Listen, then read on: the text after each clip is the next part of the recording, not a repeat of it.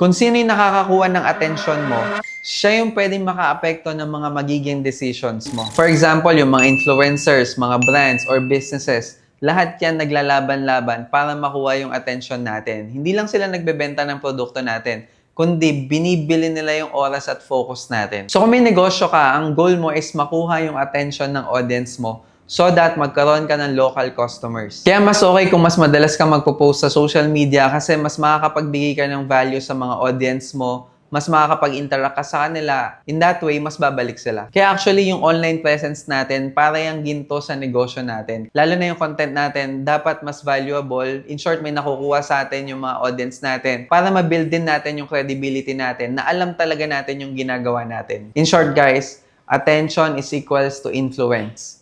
And influence is equals to sales. Kaya kung gusto mo lumaki yung sales mo, tandaan lang natin lagi na attention is the new currency.